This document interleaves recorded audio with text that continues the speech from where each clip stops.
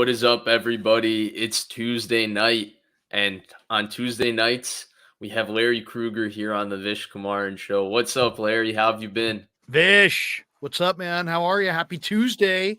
Niners I'm do- defensive coordinator.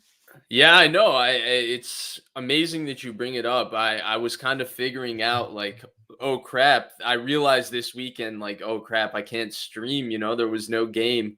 I got to start delving into the draft stuff so I have stuff to talk about. And then luckily Tuesday came around. I knew the great Larry Krueger would be so generous with this time.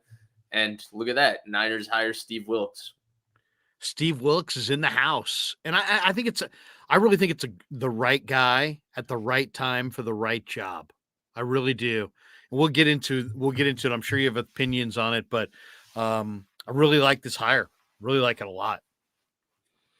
Yeah, we can start right there. I'm not surprised by it. I expected them to hire Steve Wilkes. I don't expect, again, structurally a large overhaul to come to this defense. Not just because of what Shanahan said, it's just I maintained that I felt like they've created a culture and philosophy in their defense the last few years that transcends the coordinator. But I'm happy they got a great communicator and a good coach in Steve Wilkes.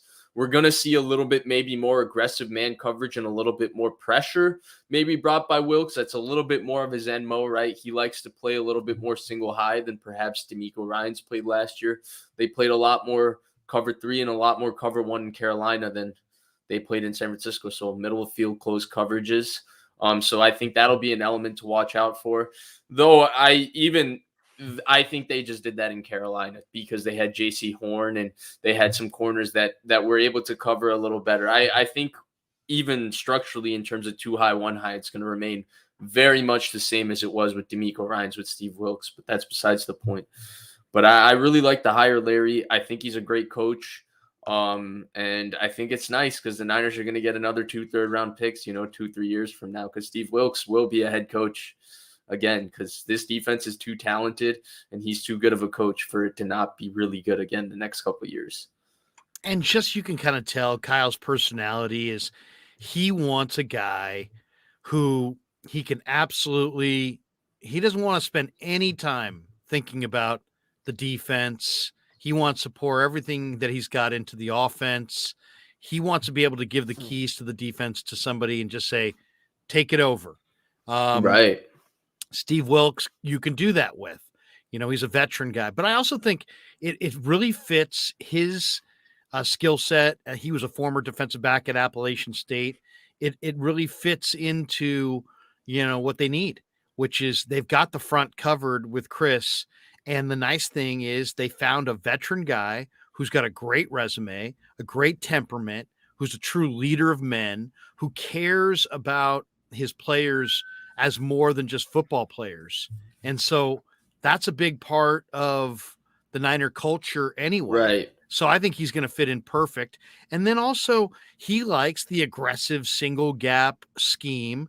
That's what the wide 9 is. And he also, is thought to be a heavy proponent of zone coverages. The Niners play a lot of zone. He did blitz at a 44% rate the year that Carolina went to the Super Bowl, which was the second highest blitz rate in the NFL that year. So I think you will see a little bit more blitzes. But you're talking about they wanted to find somebody who could help them retain both their personnel and their identity and their staff largely on defense. And in steps in the perfect guy.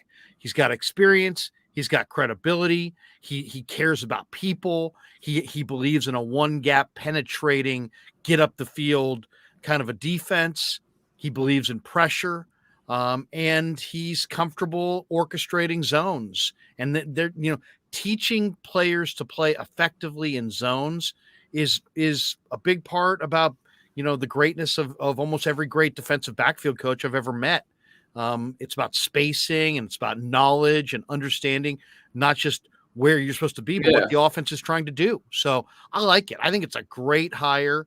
I think you're right. He will be an NFL head coach again. He'll have success here.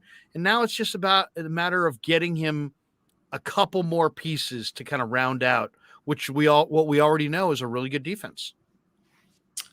Yeah, and I think I was less concerned about coordinator and more concerned about personnel when I looked at this defense, honestly, going into this offseason.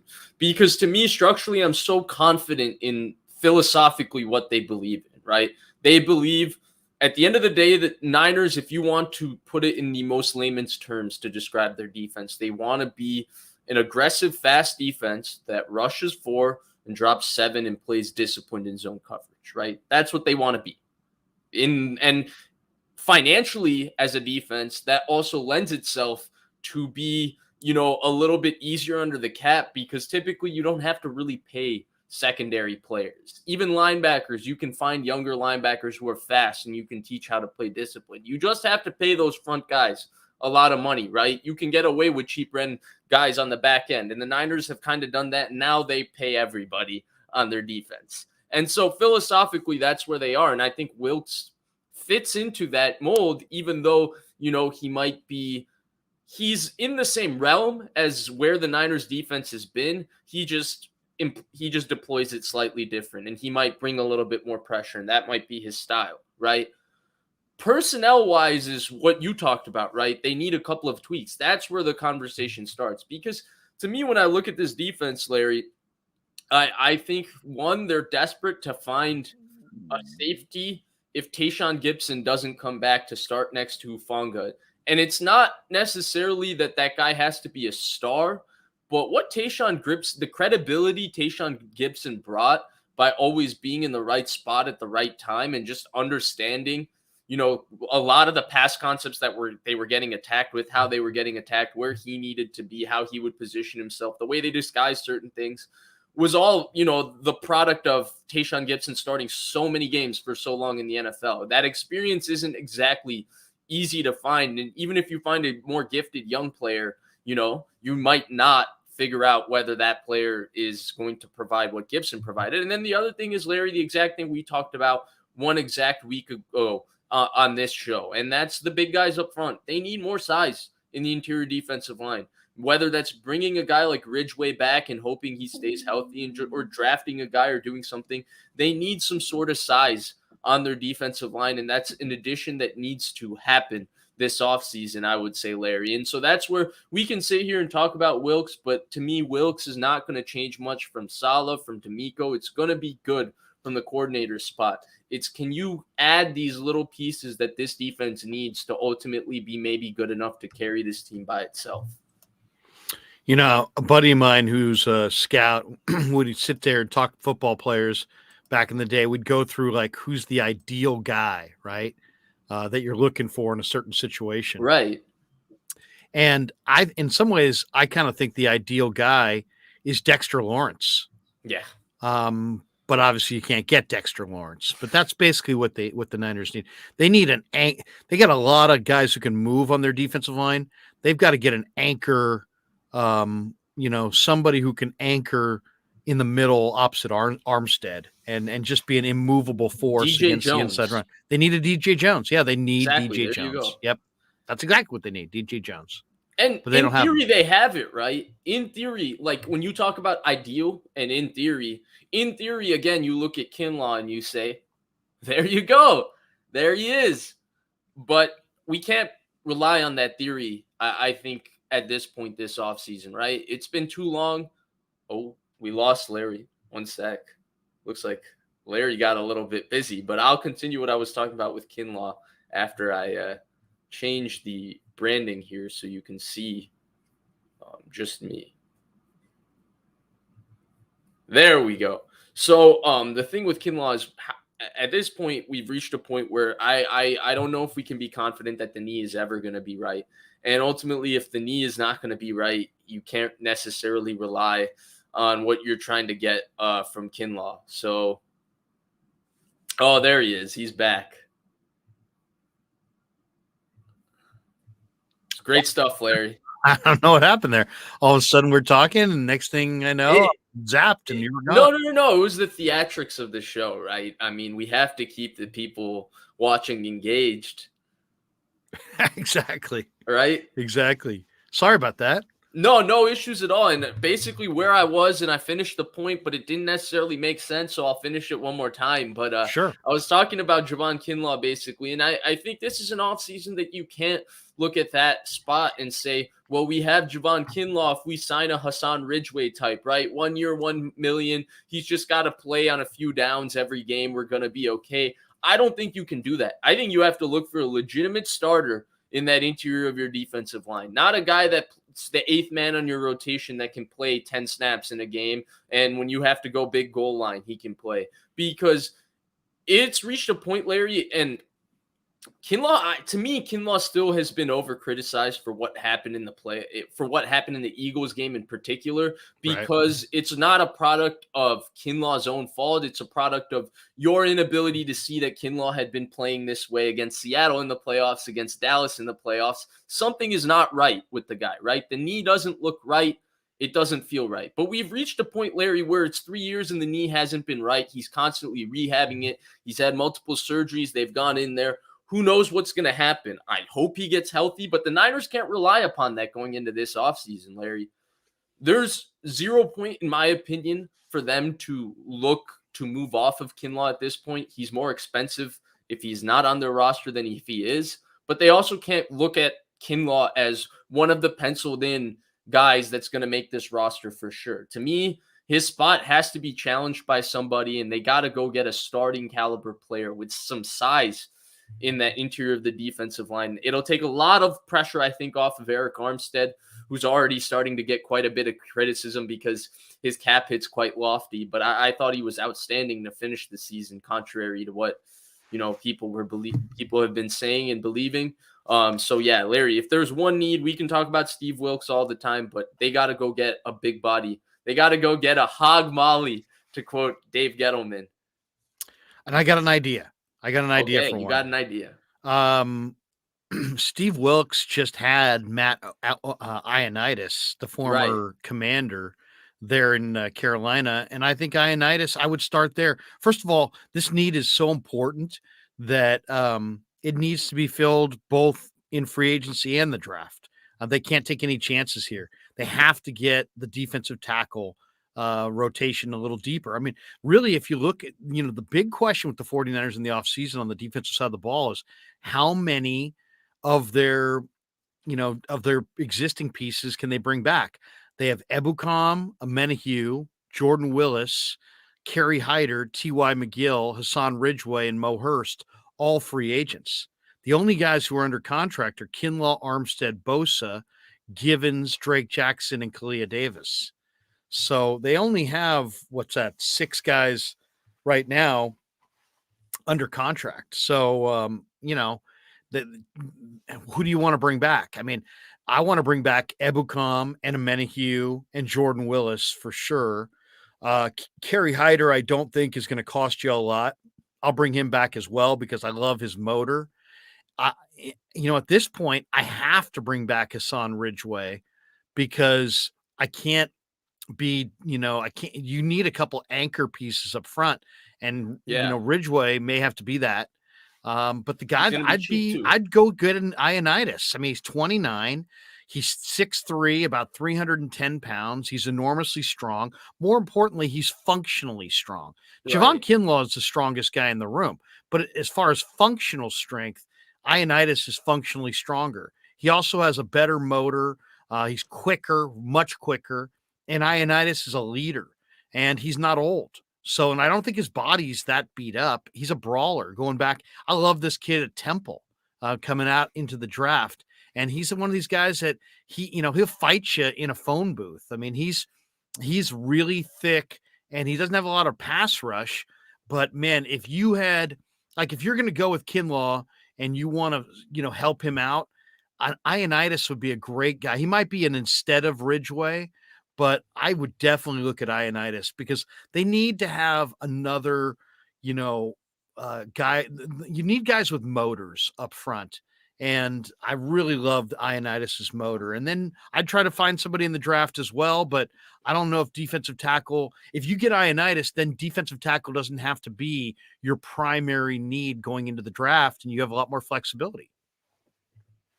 Yeah, no, I agree. And I think there's a few names in there. I think Ioannidis might be a hair expensive because we also have to factor in, right, that this is not going to be the biggest piece of the Niners pie likely that's spent, right? The biggest piece of the pie is going to be given to one of Mike McGlinchey, Emmanuel Mosley, or Jimmy Ward. I think that guy will be Emmanuel Mosley just based on how they've talked so far between the season's ending to now, but a lot can change. And so when you're talking about that, I do wonder, Larry, if Ioannidis will be expensive.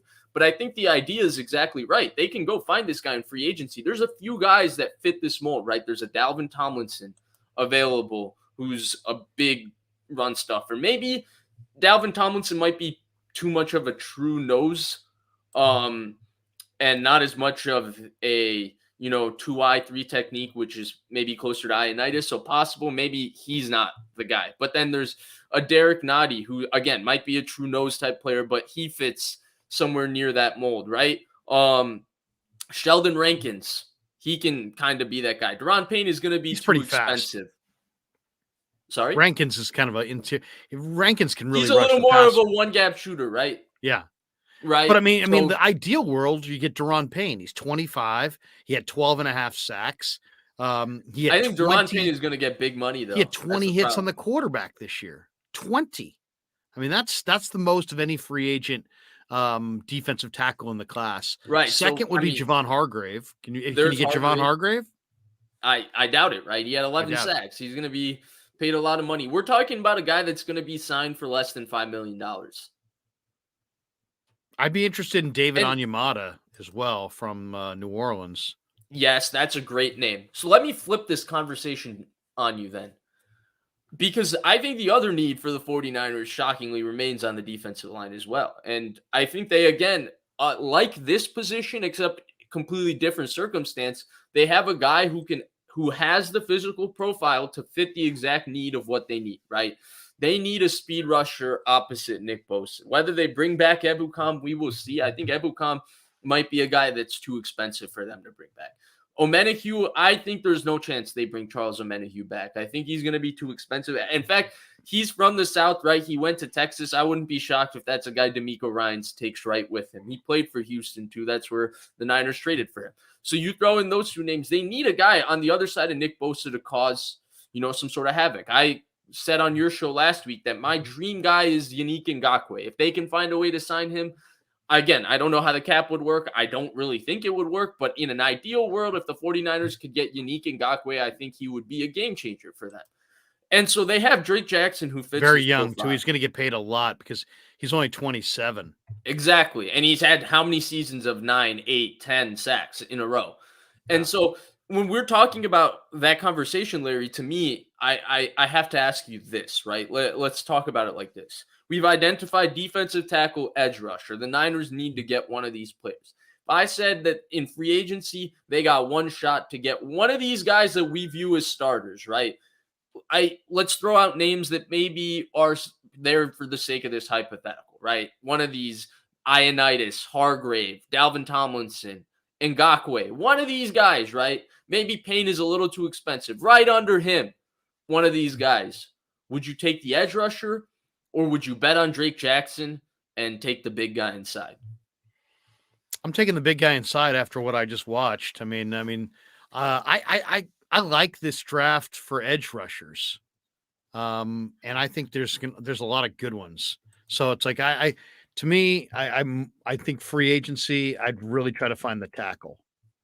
That's I'd prioritize the inside over the edge. Okay. What do you think? Yeah, I actually would agree with you. And it's not just because of what they need, it's because of the pricing too, right? It's not just because I can find an edge player in the draft, because I do think it's easier to find, a big run stuffer later in the draft, like a big body. Like the Niners think they have one with Kalia Davis. We'll find out next year when he gets to play. I do think it's a little easier to find that guy, but I think ultimately when we're looking at the cap, Larry, and the fact that they got to fit this entire roster under the cap, I think they're better off 1 year, $3 or $4 million for one of these big guys inside, or $8 million, whatever. I'm just throwing out arbitrary numbers. The numbers don't matter. The point is, I think they're better off spending it there because Larry, the edge rush market is just crazy these days. There's so many good ones, and they're all getting paid because the offensive linemen aren't good, and the edge rushers are so dominant. I just can't see, as much as I would like it, them being able to afford an Ngakoue or somebody of that caliber, a Brandon. Yeah, the Graham. more I look at the list, the more I think no way they're going to be able to afford Ngakoue. I mean, he would have to want to be here, and that would have to be almost their only signing of the offseason. So, can we throw another name into the conversation? I think you got to go This further guy, down the list. yeah. So this guy adds a little bit of the power and strength we're talking about, because I think the best thing he's done ever since he's come into the NFL is play the run. But he also adds a pass rush element, but he's got a massive health question mark, and that's Jadeveon Clowney, who's available at seemingly every offseason. He's always looking for the big contract. He's never getting it. What would you think of that one? I don't like it. I think Clowney is hugely overrated. He's been overpaid throughout his career. He's a mercenary at this point. I think, he definitely is versatile. Like, you could put Clowney off the edge. You can line him up over the center. I mean, you can rush him from anywhere. But, I mean, this guy always makes big, big bucks. And I don't know how great he plays the run. I'd take a chance on somebody cheaper. I don't even think they're going to have enough money for him either. You're talking about guys, just to put this in perspective. The free agent market, the way it's rated as far as, top to bottom, Robert Quinn's the 1, Brandon Graham's the 2, Ngakoue's the 3, Clowney's the 4.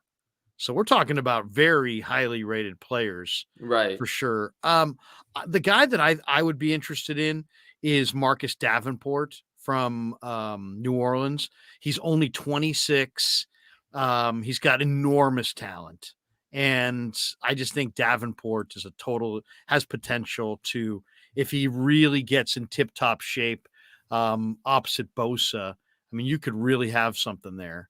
He's one of the youngest defensive linemen, and he's got just a huge frame. I agree. I think he can be a star. Davenport, I kind of like. I would be open-minded to the return of Arden Key. I thought Arden Key looked good this year in Jacksonville, and I did too. I'd be interested. I don't think in they can afford Arden Key, though. What's that? I don't think they'll be able to afford Arden Key. Okay, I mean, even Davenport, right? I think somebody's going to pay Davenport a lot of money, because it's just been health for Davenport. Really, when he's been on the field, he's actually, showing some special ability. Not like he's. I'll tell you an edge rusher that I always have loved, and he's old at this point, but Jason Pierre-Paul. Right, that's a great one. Justin Houston is still killing it. Jason Pierre-Paul played very well for Baltimore this year. Yeah, I like Jason Pierre-Paul. Houston still kicks, but he's going to be able to rush the passer forever. Jordan, I would definitely try to bring back Jordan Willis. I'll give you one that I really think I could see the Niners going for, is Zach Allen from the Arizona Cardinals. Yeah, he played very well inside. I think Arizona would find a way to keep him if they can. He was their one kind of standout young player this year, right? Zaven Collins has been Chandler Jones, or excuse me, not Chandler Jones, Isaiah Simmons. Their entire, I guess Byron Murphy has been, and Marco Wilson a little bit, but I think they would try and keep him. That's a great name, though. Larry, Chase Winovich. Yeah, that's a good one. The name that I kind of like down this list as well is Dante Fowler. Yeah. I really like the idea of that, especially because I think that would be so cheap at this point. Dante Fowler is 28. He's been around the block. 8 years in the league. He's played in almost this exact scheme for Dan Quinn. He played for in Jacksonville for Gus Bradley. Yeah. That's an interesting name too.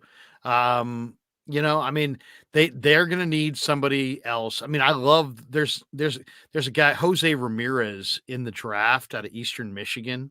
Saw him in the All-Star game over the weekend. Awesome. Okay. Yeah.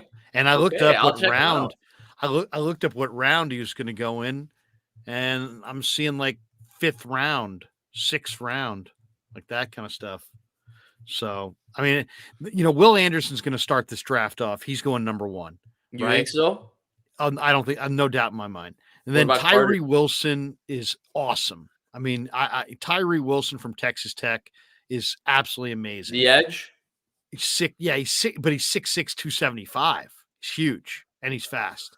I love Julius Isaiah Peppers? Foskey from Notre. Yeah, I mean, seriously, Tyree Wilson. They're saying may go to Seattle in the top of the draft. Okay. Isaiah Foskey from Notre Dame is one of my favorite players in the draft. He's 6'5", 260. He played at De La Salle. He's from Antioch.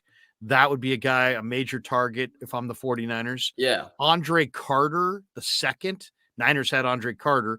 This is Andre Carter the second, no relation. He 7th overall pick, Andre Carter. He played. It was my brother's wedding that day. He got married on draft day. I was getting updates. But Andre Carter the second, from Army, looks an awful lot like Jason Taylor. Carter. Oh, okay. Jason Come Taylor. on, Larry. You can't set that up and then say Jason Taylor. Why? You were setting it up for Andre Carter the second. Looks an awful lot like Andre Carter. No, and then you said this guy was Jason better Taylor. than Andre Carter. I mean, Andre Carter for Andre the Carter Niners was a was good player. good, but he was a little stiff. This Andre Carter is a lot more like Jason Taylor. He's 6'6". He's Manny Lawson. He's No, I'm 250, joking. and he looks like he could put on easily 15, 20 pounds of good weight. Zach Harrison from the Buckeyes looks like he's been weaned on a Nautilus machine. That guy's 6'6", 272 and flies. Wait until you see Zach Harrison work out at Indy. Indianapolis. Yeah, it's going to be incredible. Derek Hall from Auburn, amazing. Will McDonald from Iowa State is a little lighter. He's about 240, but he's incredible. But you got to see Jose Ramirez from Eastern Michigan. Dude, this guy's got, you think Drake Jackson has got some bend in his ankles and people talk, this guy can flatten to the quarterback. I tweeted out a video of this guy flattening to the quarterback. There's very few humans that can close Is it Von Miller? The angle, who can turn and flatten to the quarterback like Jose Ramirez. Are you saying it's Von Miller level? Same school that produced Max Crosby. Okay. Von Miller level in terms of the bend? Von Miller is a very special player, but okay. This guy, you said, but yeah, exactly the same size. Von Miller was 6'3", 250. This guy's 6'3", 250. I'm not asking Von Miller because Von Miller runs 4.3. Nobody runs like Von Miller. I'm just saying, just solely bend. To me, Von Miller is the best proponent of bend I think of when I think of a special edge rusher. So you said the bend is extreme. I'm asking you, comparing it to the best example of bend I know. Yeah, I mean, Von Miller was Gumby. Seriously, just like he could bend any way he wanted. He was just crazy. Von Miller is one of the best players in the NFL to this minute. Right. When he went out, Buffalo might have won the Super Bowl with Von Miller. Possible. And Von Miller, as soon as he went out, I mean, he's just an amazing difference maker. I'll say this, Larry, because I haven't really gotten into draft stuff yet. I'm going to get into it soon. I've been compiling the film. I got a drive today, but it had none of the games I wanted to watch, so I didn't do anything today. But as I get into it, I'll say this. I'm shocked to hear that you say I haven't really watched Will Anderson. I don't really watch college football, or when I do, it's watching in the background while watching something else. So I'm shocked to hear you say he's the for sure number 1 overall pick. So I remember studying Jordan Davis, Devontae Wyatt, Quay Walker. I watched a lot of that Georgia defense, and number 88 was special. Jalen Carter looks good. He looked good. He looked like the freakiest athlete of all those guys, and they were all like freaks. So I'm shocked to hear he is. I mean, he's 6'3", 310, and he's incredible. I just think Will Anderson is safer. If you said who's a for sure great NFL player. So you think it's Quinnen Williams and Bosa over again? I just think Will Anderson I mean, he just every time I watched him, he's like shows me that he's on a totally different level. I felt like I was watching like old school Bama, Cornelius Bennett, Derek Thomas. I mean, he's just a very, very special You football went player. there. I thought, to me, old school Bama is Courtney Upshaw. No, I'm Derek Thomas and Cornelius Bennett I know. were, I'm were I'm two just putting. unbelievable Bama players. I know. And this guy's right there, man. And he kind of reminds me of D Ford in that he's got the get off, but then he's way, way more athletic and change of direction. He's fully healthy from what I can tell. I don't even think this guy wears any, he doesn't tape up his anything. He's out there just playing. I mean, it's just Will Anderson's instincts, his motor. He hits guys. They go down. He makes play after play after play. They're leaning the coverage towards him. It doesn't. They're leaning the blocking scheme He's towards him. It just that doesn't guy. He's that matter. guy. I mean, the He's guy's that awesome. guy, according to Larry Krueger. I knew exactly who you were talking about. I just thought it was funny because it just puts our age difference into perspective. As MF Yeah, says, like old school Bama to me is D'Amico Ryans. It's right. then if you want to start early saving, it's Courtney Upshaw, right? It's Rolando McClain. It's those type of guys. He's better than those guys. Right. Okay. That's good. I mean, Courtney Upshaw wasn't very good. Right. He was a nice stout player against the run, didn't offer much in terms of bend or whatever. So it's really cool to hear you say that because, man, I can't really remember a special edge rusher from Bama in my lifetime with Saban. There's a lot of big guys on the interior: Quinnen Williams, Marcel Darius, right? Mount, if you want to go all the way back, Terrence Mount Cody. Barmore for the Right, Patriots. Barmore. There's a bunch. I could go down. There's so many more. Tons. Quentin Dye. No, I'm joking. But so it's really You cool to mentioned hear that. Dalvin Tomlinson before. Right, there we go. All right, Larry. So I didn't tell you what I titled this show. Actually, it was not draft. It was not Steve Wilkes. I actually titled this show Payne, Jonathan Allen. There we go. Some more names. But I actually titled this show, Larry, who are the 49ers going to start at quarterback next year? I've been asked this question so many times over in the last 3, 4, 5 months. And I said I would always answer it after the end of question, after the end of, excuse me, the season, not the question. And then last week, that kind of happened with Brock Purdy's arm, and it didn't feel right to talk about who I think should be the starter. Now the entire situation changes because there's a health timeline with all of this. But it's the end of the season, Larry. It's time to have this conversation. So I'm going to be nice enough to sit here and give you the floor and ask you, Larry, answer the $5 million loaded question that the answer could change 6 times between now and the actual start of the season to 2023. But today, if I asked you, how do you think this quarterback situation is going to play out over this offseason? Who do you think ultimately starts in 2023? And what are your kind of overall concerns? Because honestly, Larry, when I take a step back, and I'll talk after you go, obviously, I've already been going for a while, but I actually have some concerns with the fact that the quarterback remains a question mark and we're going back into an offseason with it. But we can discuss all of that. Go ahead, Larry. Floor is yours. Okay, well, first of all, I don't think anybody should feel bad about the quarterback situation. You always want to be perfecting your quarterback room. Change is good, and onward and upward. I mean, it's just the roster turns over. I don't bemoan it, but I mean, it's clear Brock Purdy is their best quarterback. I mean, there's just no doubt about that. So he's your starter as long as he's healthy. Yeah. Now, it sounds like the reports that I'm hearing is that they're leaning towards, or Mayoko has put out that there more discussions were going to take place, but that they were going to do a procedure that was going to stop short of the Tommy John procedure, so it would still be a 6-month UCL repair. Right. So they're going to talk about they're talking about a an internal brace and the not the longer recovery required from a Tommy John surgery, which would be 12 months, 18 months. Yeah. They're thinking more like 6 months. So it's Brock Purdy. I mean, it's clearly Brock Purdy. But the nice thing they talked is, up the ramp up too with the throwing in the presser, right? Right.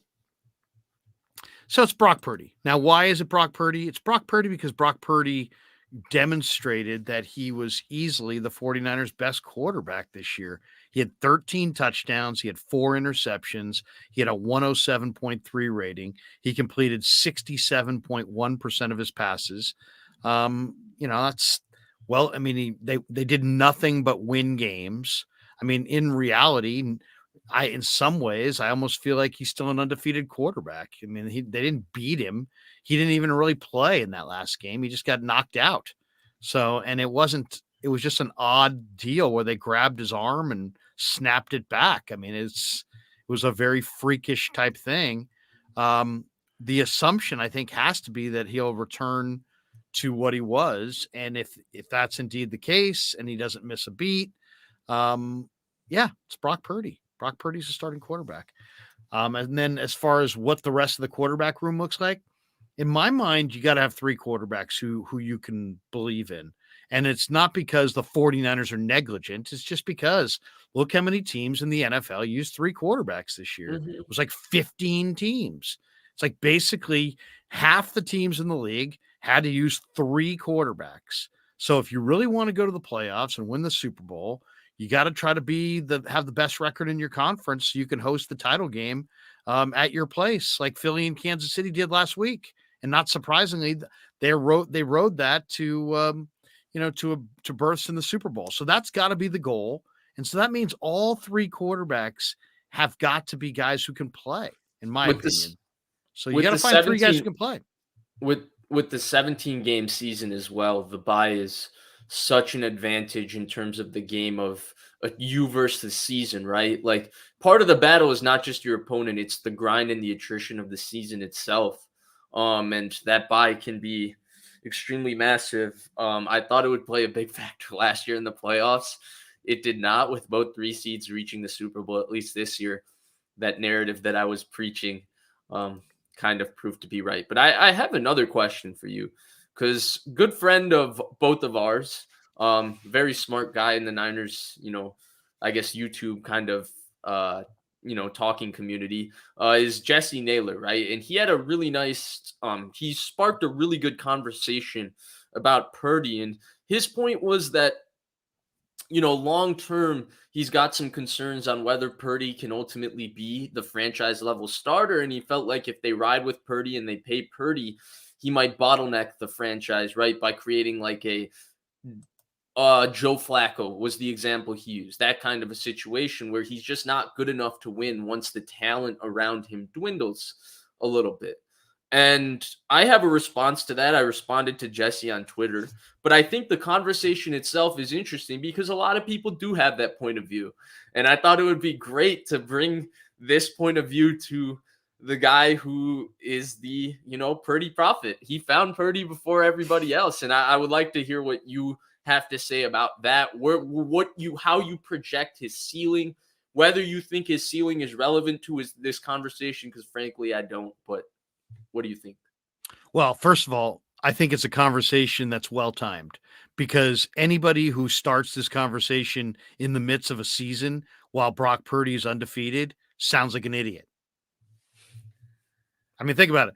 You're saying, is he good enough to win with, as he's 1-0, then 2-0, then 3-0, then 4-0, then 5-0? To be fair, Larry, that wasn't exactly Jesse's point, right? If we got to be fair to Jesse, because his point wasn't but I'm that just they saying, win. I'm just saying it's good for Jesse to have that conversation now, right? But that conversation could have been had a month ago.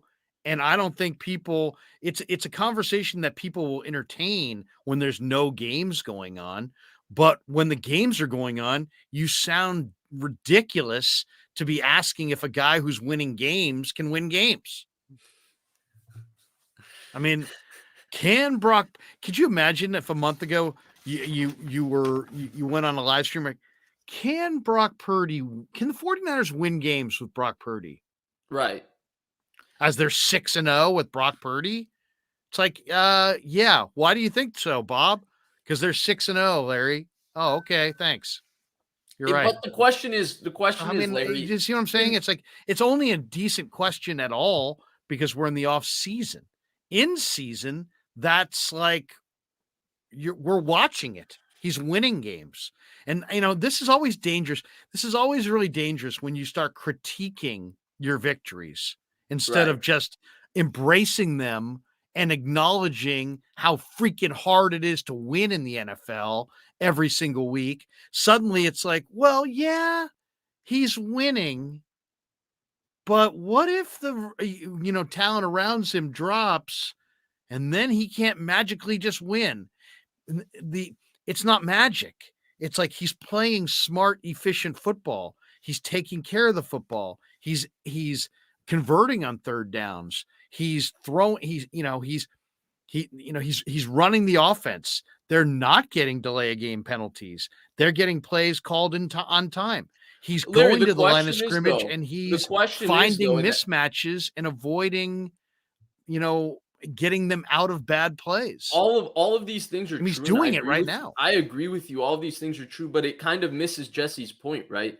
Jesse's point isn't that he's doing all of these things. Jesse broaches the question: is doing all of these things enough, Larry? Once you don't have Christian McCaffrey or you don't have Brandon Ayuk. And right, Jesse is talking about a scenario that's a little bit far away, but he was And why are presenting you not this as having these his. guys? So in the future, you plan to suck in the draft? Well, I mean, the point is if In the Brock future, you can't get good his players point is in his this point is in that this his point is random that future? once you pay Purdy, right, you create a situation where the Okay, so roster now we're itself worried isn't about going to his be as second. good. Now we're worried about his second contract for a guy who It's has. ways away. It's I mean, ways yeah, away. so It's that's a ways little away. bit But premature. Jesse's point in this conversation is that if you have that concern with Purdy's ceiling, shouldn't you find out what you have in Lance? Because maybe Lance can be the guy that you can pay the second contract and still remain good. Again, this was his point. And I don't want to misrepresent it. And if I did, I apologize because I didn't mean to do that. And I think Well, first that of all, this is actually great conversation. So I yeah. appreciate Jesse for that. I love. Go First ahead, of all, Larry. I My love bad. Jesse. I just had Right. Jesse on, and he's awesome.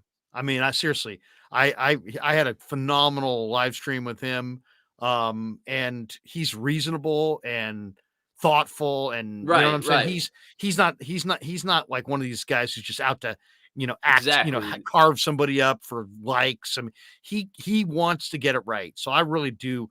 To me, I would say everybody, and I said it on my channel. Everybody on my channel, go sign up for Jesse's channel because Jesse's Right. content's really good. And before you go, I would just like to add that if it does sound really insane what I'm saying, I'm probably misrepresenting his point slightly because he did express I it think in a I way think you that I could. thought espoused this conversation enough for us to have it. I think to sum it up, and if I'm misstating this, somebody correct me. But I think to sum it up, what he said was just that he's concerned about the upside and of Yes. Purdy and getting Yes. stuck with a kind of a limited quarterback long term as Yes. you may kiss off or trade away somebody who's the next Patrick Mahomes. Exactly. Right? That's what he's talking about. Yeah. So Exactly. I from the Niners have to make this work for them. It has to be on their terms, what they want. But the reality is that Trey Lance needs to play, and everybody around Trey Lance, from his agent to his family to his teammates to him, everybody knows Trey Lance needs to play. But just because he needs to play doesn't mean he gets to play when a team also has other options, and one of them's Brock Purdy, and Brock Purdy's winning games and completing a higher percentage of his passes and looking incredible. But you know what? Trey also has got the ability to get better. And I really think that Brock Purdy has given Trey just an unbelievable perfect template to study, to understand where he needs to get to so he can unleash his unbelievable gifts to play the position, because he's more gifted than Brock. He's big. He's 6'3", and a half. He's 240 and he's thick and he's strong and he's got a stronger arm. He can drive the ball down the field and he can break tackles. And, I mean, Trey's is a if he didn't play, quarterback, he could play, linebacker. I mean, he's a really athletic body guy. So, and Trey's a great prospect. And I think you've already seen it in college at the FCS level. He had 28 touchdowns, no picks. So he's a processor as well. It's just a matter of accuracy and mechanics and reps and footwork and study, and just studying it. And from what those who talk about Shanahan's system, they always talk about the complexity and how much better Matt Ryan was in year 2 than year 1. And so I think what we saw from Brock Purdy was really, really special on Brock's part, but also, it's not surprising that Trey struggled because other quarterbacks have struggled. So, on one hand, bring them back together in July, see whose body is healthier, see who's can play better, let them compete in preseason, and whoever wins, and whoever loses is the backup, and you're going to need both anyway. That's one way to look at it. The other way to look at it is if Brock is indeed your starter and goes on the path that he's continued on, which is he's playing efficient football and they're winning games, then Trey's not going to play. And then if I'm Trey, I then have to leave. And do you want to leave now and get going on your career? Or do you want to leave in a year and get going on your career? He needs to get going on his career, whether it's with the 49ers or somewhere else.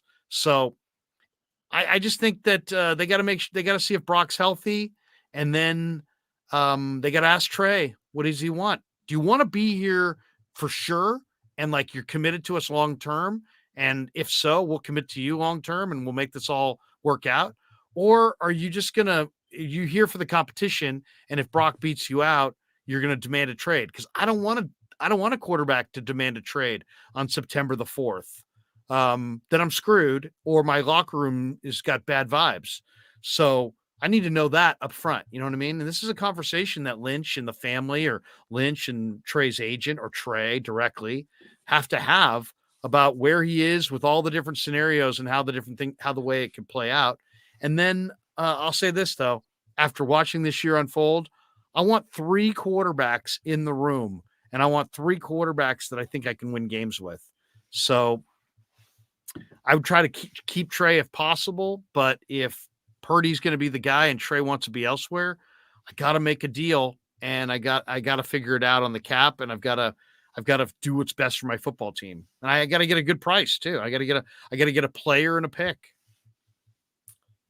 Yeah. So you went through a lot there. You covered the entire 9 yards of the conversation. And I agree with some of what you said, Larry. I have a lot of pushback, right?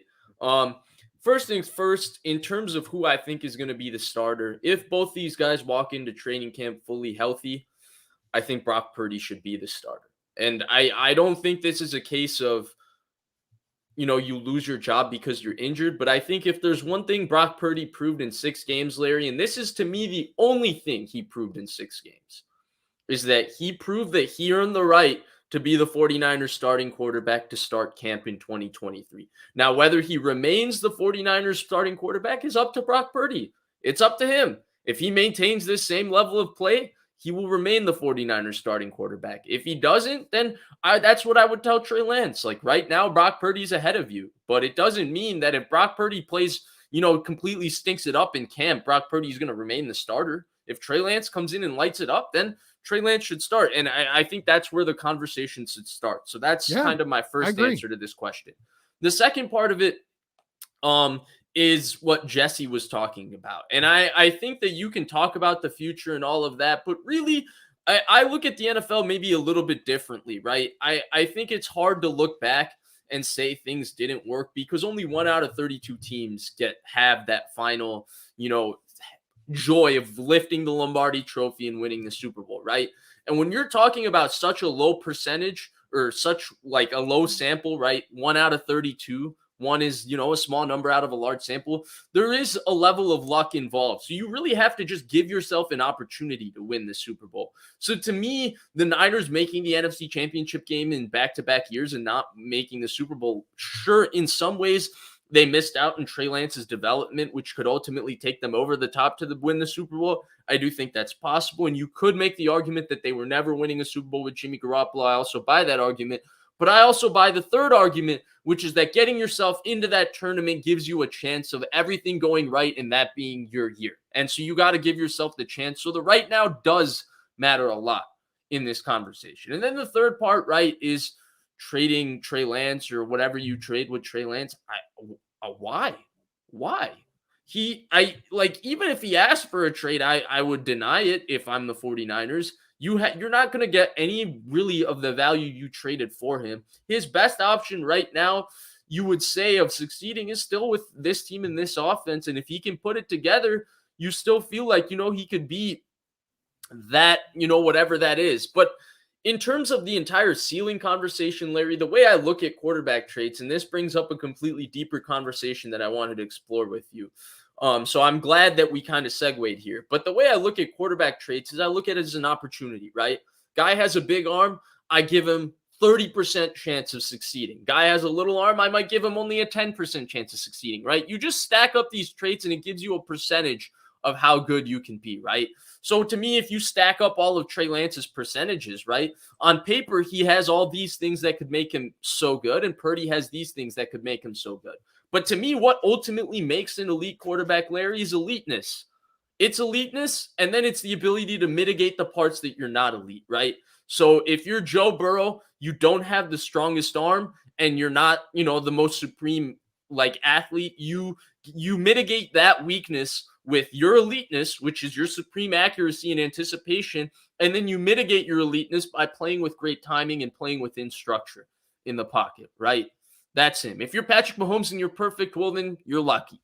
But that's a great example, right?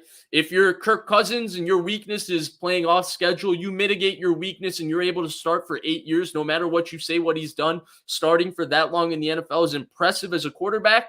You mitigate it by playing with great timing, on structure, on time, on schedule, always executing the play for what it's worth, right? So to me, what makes a quarterback is having eliteness, right? All the elite quarterbacks that Breeze, his eliteness was accuracy. Manning, his was processing. Brady, it was his arm, accuracy, processing. Rodgers, it's his arm, his throwing, his athleticism, his creativity. They all have an eliteness about them. And so while I agree Purdy's chances of having a high ceiling, Larry, are maybe lower because the list of traits probably give him a less of a chance, I do think there's opportunities for eliteness about Purdy. I think his poise and confidence is elite, and I think that's a trait in this conversation, Larry. And then I think his accuracy and his processing both have the ability to be elite.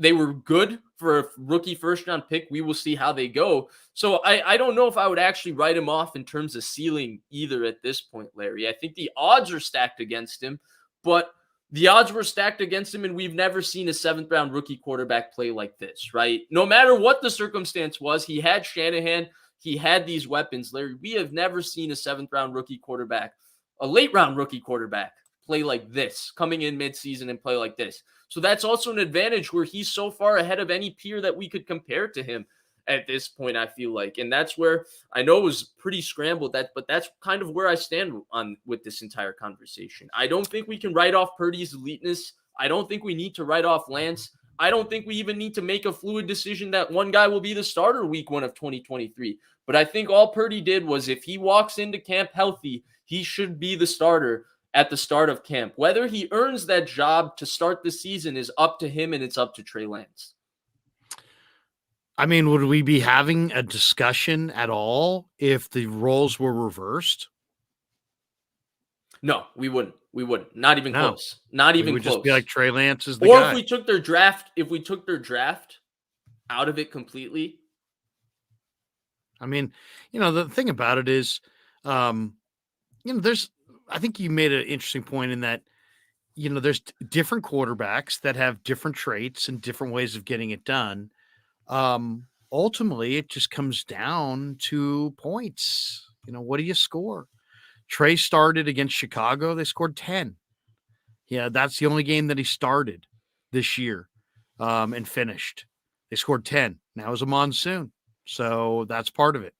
But Brock came in and he didn't know he was going to play. And in that game, he scored 33 against Miami and then 35 the next week against Tampa. And then they beat Seattle in Seattle. And then he put up 37 against Washington. And then he put up 37 again against the Raiders. And then he put up 38 the next week. Do you see where I'm going here? Then he put up 41 in a playoff game and threw for 330 I do yards. think you're missing a little bit of context there, right? The offense was healthier with Brock Purdy than it was ultimately week 1 with Trey that's what Lance. happened. That's those it's points. It's about points. And they score a lot of points. So traits are traits, but ultimately it's just about, can you do the job? And the job's getting done. The one thing about Brock is Brock's 23. He's gonna get stronger. He's gonna work out more. He's gonna spend an off season in an NFL weight room. Yeah. And he's gonna. I think his arm strength. Obviously he's got to rehab his elbow here, but I think his body's gonna get stronger. I think he's gonna get quicker. I think he's gonna get more sudden. Yeah. I think you're going to see him have a little bit more life on the fastball. Now, if this elbow surgery just takes away all of his arm strength, then now we have to have a discussion. Now maybe he doesn't even have a career. So we got to see him come back successfully from the surgery or from whatever procedure he has. But if he can, and he picks up where he was and continues to progress, I think he's fine. And, don't look the gift horse in the mouth. You've stumbled on a guy who's got the it factor and who plays with poise and rhythm and pace, and he throws with accuracy and processes what he sees quickly. And, is a hardworking guy that is very popular in the locker room because he's just a hardworking guy who goes about his business and who's a steely competitor. Here's the thing, I don't think you need to go any further. I mean, ultimately, of course, you're going to keep evaluating your guys, but I really think that Trey is too good to just be wasted as a backup. And I think Purdy's got his lock on the job. Now we'll see. God knows guys get hurt. And I just said it, you need 3 quarterbacks, but Trey Lance playing off the bench at 23 or whatever he is, or 22, it may not be the best backup option that you have. And it may not be in his best interest to play that way. And he may not want to play that way. And he may try to demand a trade to be sent elsewhere. So all I'm saying is all these things in that situation, Larry. He looks terrible in that situation. If he asks for a trade, he looks terrible in the situation that he asked for a trade. I totally disagree, Vish. He just wants to play, man.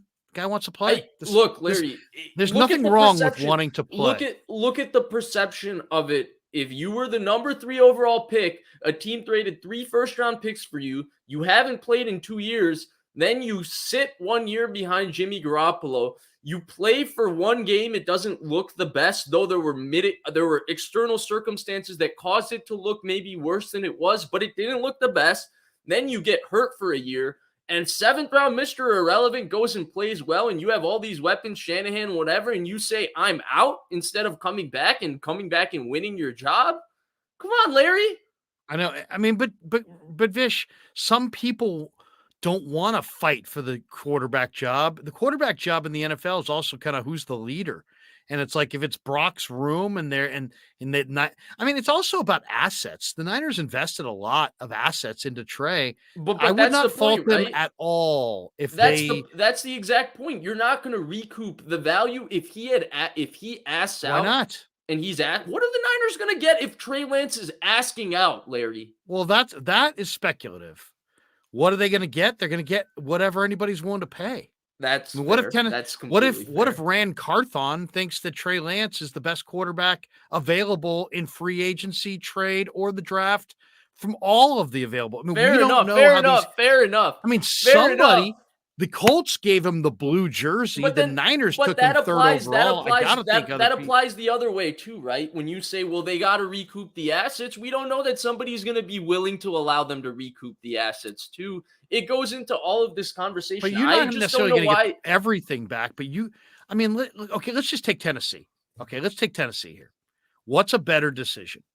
Let's say Tennessee said, we'll give you Roger McCready, our young cornerback who was like a second-round pick out of Auburn. We'll give you a cornerback, and we'll give you our first-round draft choice. Now, you have not recouped what you traded for Trey Lance. I don't know how you could offer a first-rounder for Trey Lance if you're a brand-new GM, Larry. Well, I mean, I don't know. His value is depreciated. All these guys are speculative at this point. But so you're telling me that Trey Lance is because of on one hand, people are arguing he hasn't played. We don't know what he is. But now you know definitively that his value is way less than quarterbacks in this year's draft. For all you know, NFL personnel people have Trey rated here, and this year's quarterbacks rated here.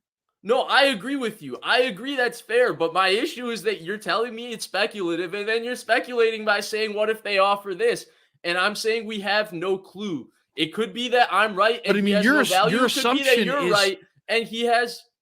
But your assumption is that Trey's value. You're clearly making it seem like Trey's value has dropped. Depreciated from the time he was where he was drafted when the 49ers traded 3 first-round picks to pick him third overall. I'm saying that's not a given. That's not a given. I would think so. Nish, because it's all about what quarterback do you like? I mean, first of all, if Trey Lance went on some drug bender and was down in Tijuana, and it's like, what? That's one thing. Trey Lance. I mean, who's more liked right now by NFL people between Zach Wilson and Trey Lance? We don't know. Well, we don't know. We have no idea. But we do know that Zach Wilson, was not very well liked in the locker room. Right. I'll say this: Trey Lance is liked a lot in the Niner locker room. Yeah. So he's not some lazy kid. He's a hardworking kid. He's not a dumb kid. He's a smart kid. He's not a bad guy. He's a good guy. And he's not a guy who doesn't work. He works a ton. So all these truths about him that are all positive, all have been circulated around the league. People know more about Trey Lance around the league now because of his time with the Niners. This assumption that just because he hasn't been able to get on the field, that or that he hasn't had an extended period on the field and had success in that extended period, that now his value is like a third of what it was. I don't see that at all. I don't understand that, Larry. I think we're going to find out the answer to this question. I don't understand that at all, Larry. I'm sorry. I'm completely on, like, you and I are not seeing this one eye to eye at all, because the way I see you're arguing that he should maybe start for the 49ers and arguing that his value is nothing. I don't think the 49ers should trade him. I don't know why we're broaching this conversation. But that's a big difference between they should or shouldn't trade him and what his value is. No. I'm not saying and that's where I was unable to amend my statement. When I said no value, it was an extreme kind of reaction to yours. It didn't mean he has no value. My point is that he has less value than where the 49ers traded for him originally, which you disagreed with, right? I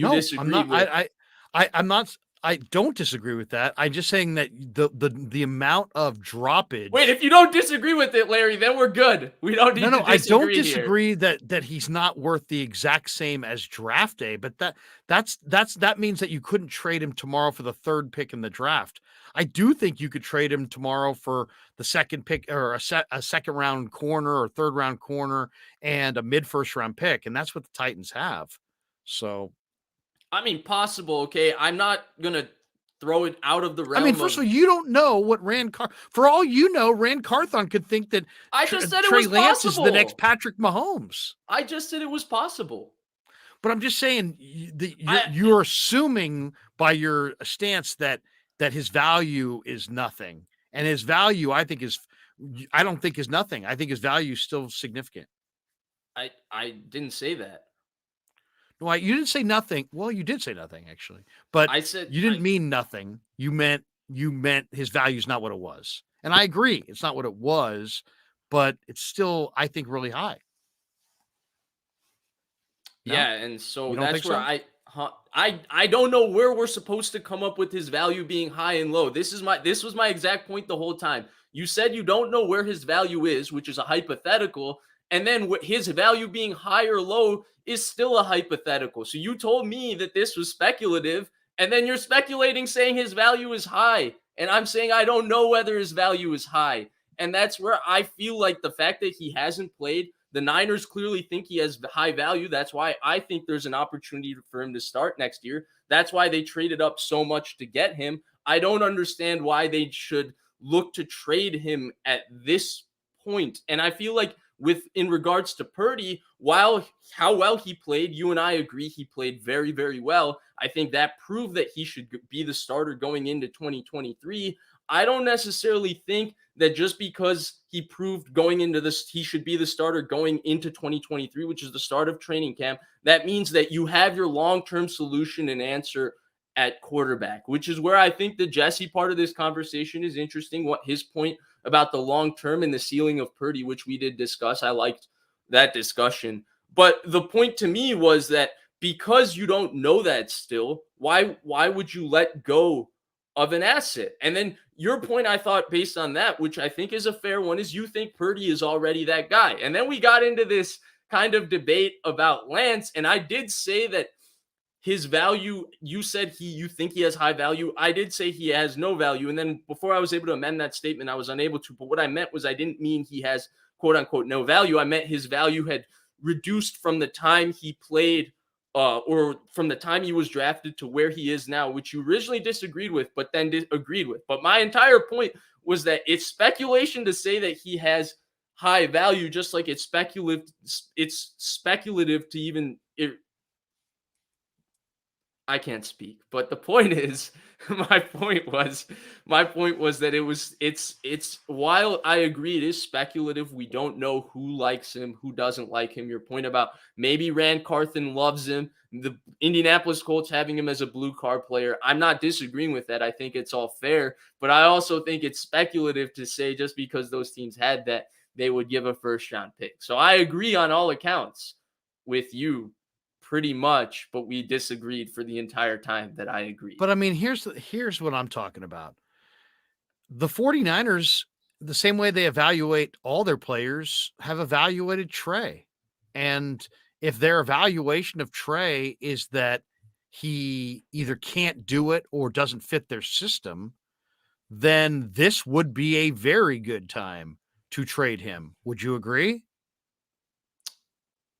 But and so that changes the conversation, right? Because you're asking, I can't answer that question. We don't have a sample size for me to answer that question. If they believe that he does not fit their system, if they do believe you that, think Larry, it's a good time for them to trade him? Yeah, I agree. I think it is, but can we say That's that possible. At this point? That's what I'm saying. Because they said they have two starters right now. But I mean, we have to go off what they say. What could you imagine if they came out and said, we really have one starter and we have one guy that we drafted high and we got a lot of value in, but we really don't believe in him. We actually might move him this offseason if we can get somebody to give us what we think is good value. I mean, you're absolutely right. You're absolutely right. And then they don't make the trade, and then Trey's like, "Hey, man, what's up? You don't like me? You don't want me?" So I mean, they love him until they move him. I'm just saying. But the other thing is this. You got a Lamborghini. It's in the driveway. It's running great. And you're raising a family and you got a house. And guess what? You got a Bentley in the garage and it's brand new. Should you keep paying State Farm the monthly fat bill that it costs to insure yourself to drive that Bentley? Should you even keep the Bentley? Does it make good financial sense, Vish, to have a Bentley in the garage when you're really hopping around town in the Lambo, man? The issue and you're paying is if you fat, trade the Bentley, you're paying really fat insurance on both those cars. The issue, and you Larry, know what? Maybe I need to sell that Bentley. You're paying more for the Bentley than you do if you have the Bentley. You're But I'm just paying the saying, maybe Bentley. it's time to divest yourself of the Bentley so that you can go put an extra floor on top of the house like the wife wants. I mean, yeah, I'm just saying. But financially, Larry, you're paying more for the Bentley, and it's not in your house. You're not using it. What are you referring to? The trade? I mean, Trey like Lance is more expensive if the 49ers traded him on this year, this this year, season. Yeah. But I mean, Which is why I feel like but the thing is, you have what are you gonna do if Trey says, "I'm not cool with this"? I mean, I'm in the room, okay, and I'm not gonna call rank on you. I'm not saying that, "Oh, I'm there, you're not." It's not that. No, you But I'm can though. saying, You what I'm can though. saying It's is, I'm fair. in the It's room, fair. and the one thing I do see is that there are people here, and they're all personalities, and they're different stages of their career. There's rumors right now. If you go to NinersNation.com, you go to there's rumors right now that Jimmy Garoppolo and Kyle Shanahan did not have a good relationship at the end of the Yeah, year. that was reported by Kawakami. Okay. He said that he said that listening around, he felt like their relationship had gone south Yeah, here it is. somewhere before the NFC Kawakami, the Championship game. relationship between Garoppolo and Shanahan and Lynch went south leading up to the NFC Championship game. So I'm just saying it's like you've got everybody's got a different agenda. And sometimes when your team agenda doesn't jive with their personal agenda, their individual career agenda, you get guys pulling in different directions. And that's reality in the NFL. All I'm saying is I don't is it a good situation to have Trey, a young player who needs to play, just sitting there, kind of wasting away as an insurance policy? I think he could make an argument that he's worth more But than I that. don't know if he's an insurance policy, and I think that's where you and I differ in this conversation. I don't necessarily look at just because Purdy played that well this year that means the Niners, okay, they've found their solution at quarterback. All I think it means is they have a guy who, over time, if he plays this well, he could be their answer at quarterback. That's the only thing it means to me. And that's where, just because he's ahead right now and of Lance, I don't think that necessarily means Lance is going to rot away or waste away, because I think there is an aspect of it's still dependent on Lance, right, to do the right things, work on his game, continue to get better. That's part of it. And if he does those things, which I think, like, again, and I don't know how it came across, but I want to reiterate enough. Like you mentioned, compared to Zach Wilson, all his teammates love him, and by all accounts, Trey Lance really does do everything the right way in terms of getting in, taking care of his body, doing all of those things. So I do want to give him that credit as well. But I don't look at it as, hey, that means Purdy's just the starter. I think if Trey Lance does the right things and he gets better and Brock Purdy doesn't necessarily play well, or he's just getting outperformed by Trey Lance, I think that Brock Purdy didn't prove that he should be given so much equity that he should play no matter what. If he's not outperforming Lance in practice, then I think Lance should become the starter. And so that's where I don't look at it as necessarily a quarterback competition, quote unquote, but I do look at it as an opportunity to remain slightly fluid with the quarterback situation. And I feel like right now, financially, where you are and where this team is, and given the fact that you don't have an answer, and you thought you had an answer in 7 games after Jimmy Garoppolo, you didn't. You thought you had an answer with Trey Lance when you traded that much up to get him. 2 years later, we don't know. We might have an answer with Brock Purdy, but he's also coming off an elbow injury. I think that it's time for the 49ers to maximize every opportunity they can to find out who that guy is, and that means keeping every quarterback they can on this roster and giving them an opportunity to compete, so that you know every little thing about that guy. And until you know for sure that guy is either that guy or he's not that guy, you don't let them get out of the building. And that's where I defer from you a little bit, Larry. But Is I do it want to get fair? Let me ask you this. Is it fair for the 49ers to ask both Purdy and Lance to commit? Like, hey, you know what? We're going to roll the footballs out there in July. You guys have both had shown some good things. You both have had surgeries. I don't think you both either have of had those injuries. Guys. So I don't think somebody's going to win this job. Sorry. Somebody's going to lose this job. Will you guys commit that whoever loses this job will not make a public trade demand in season. I need to know that. I need to know Yeah. that. I think So it's fair for the 49ers to ask that of Trey and of Brock to say, hey, you know what? There's going to be a competition and somebody's going to win, somebody's going to lose. If you lose the competition and the other guy's the quarterback all year and you're sitting on the bench all year, are you going to demand a trade? If you're going to demand a trade, let's get it done now. If you're not going to demand a trade, let's go to work. Come on, guys. Let's go. Let's do yeah. it. Yeah. I think that So the Niners have a reasonable ground to fear that two young quarterbacks who want to both start may then want to demand a trade after you don't start. I'm not good enough to beat out him, I guess, because this guy said so, but I think that I'm the best quarterback in the league and I want to go somewhere else. But yeah, I don't think it's in the Niners' interest to get one of their quarterbacks making a trade demand in September. So I need to know that before I put my football team together. Is that fair? yeah, my bad. I didn't mean to interrupt you. You No, asked the question and then I was gonna my bad. Either no, way. no. So what I meant to say was ultimately, I don't think either of these players have any leverage to make a trade demand, Larry. They don't really have leverage. They don't make a lot of money. Neither of them. They're both contractually tied to the 49ers. Neither has proven enough in the league. I feel like and then this goes back to the, hypothetical conversation. Maybe we should just leave this thing here, Larry. There's a lot more time this offseason to talk about because then we're going to get into the hypotheticals about value again. And then No. you're But I going mean, to is it fair to ask them to commit? Larry, I don't see how this situation is unfair to either player. I'm not seeing it. Neither player has proven that they should just walk in and be a long-term starter. All I'm saying, Vish, is would it be a good situation or a bad situation for the 49ers to go to camp with Brock Purdy and Trey Lance, have Brock beat out Trey beat out Brock, and have one of them say on September 5th, trade me before October's trade deadline? That's not good. That's not a good situation. I wouldn't accept, but the thing is, I don't think the 49ers have to acquiesce to No, they either don't of have their to trade acquiesce, but requests. even the ask, the NFL, even the ask becomes a thing.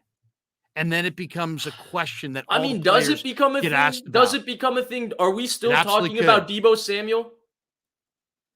No, I'm just saying I want a commitment from the quarterbacks that they don't demand a trade and upset the chemistry in the middle of before the season even starts. And I think that's reasonable. I think that's reasonable. It's like, hey, I think do you that's want to be fair. here?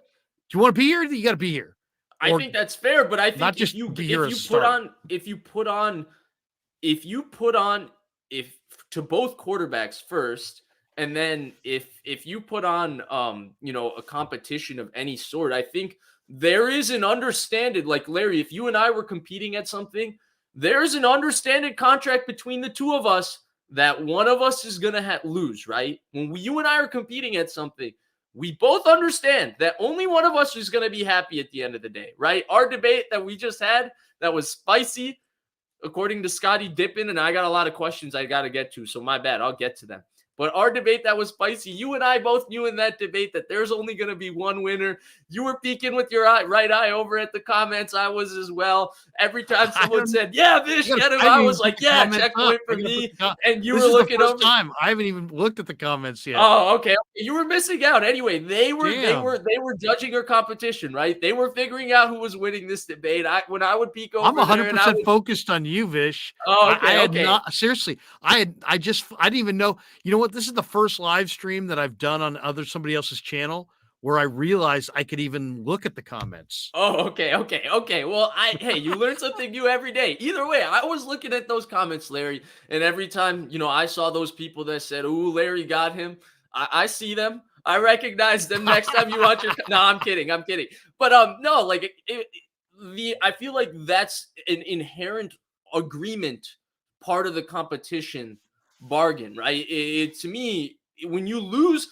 If you lose a competition and then ask out, I think it becomes more of a character conversation in some ways. It does. Yeah. Just because there is an inherent part of this competition where you agree, well, if I lose, I'm gonna have to deal with the results of losing. and I'm going to have to be the backup. And so that's where I do think it becomes a completely different conversation, Larry. Let's get to some questions and then roll back into this. Maybe David Velez says, and he's going to continue the conversation for us. He says the Purdy effect gets a little hard to determine precisely because Christian McCaffrey came in at the same time and was a huge part to the offense. And before Larry goes, I'd like to answer this question only because if I allow Larry to answer this question, I'll have to deal with a few YouTube comments at the end of the show tomorrow that say, Larry is just too obsessed with Purdy. He loves Purdy. And so instead of dealing with those, you can say those things about me. And what I got to say is it is hard to determine because this offense did put so much stress on defenses. But what you can't take away from the quarterback, and this is what I said about, and it's funny I'm bringing his name up, but it's kind of like the Mac Jones example before the draft, right? At the end of the day, Mac Jones played at Alabama with Stark. He's amazing, right? Great play caller. With all those weapons, Waddle, Smith, 2 top 10, top 11 picks at wide receiver, all that talent on the offensive line. But there's still a job for the quarterback to consistently deliver the ball to the right spot on time and on target. And that's not easy to do even if you have talent around you. The talent around you makes you better, but you still have to consistently do that to be a good quarterback in the NFL. And so where I do agree with you, David, CMC definitely greatly enhanced what Purdy did, just as any great player does. There's a sustainability to the fact that for the most part, he went to the right place with the ball on time and on schedule. And that's not exactly easy, and that shouldn't be diminished how consistently he was able to do that as a 7th-round rookie. Larry, I see you smiling. Are you going to unleash, or are you just going to agree with me and say, yes, I agree, Vish, and we can move to the next question? Well, okay. This David Velez says, because CMC came in at the same time. I think that needs to be edited. He came in at roughly the same time because there was that Saints game where the 49ers at home with McCaffrey scored 13 points. That was with Jimmy G. So before we sit there and say it was McCaffrey, Right. McCaffrey, they had McCaffrey and Jimmy G. They scored 13 points. Now, the next week against Miami with Purdy in there off the bench, he put up 33. 20 more points the next week at home against arguably as good a team, maybe a better team. There you go. So, there you go. I mean, I'm just saying. Are you going to drop the mic?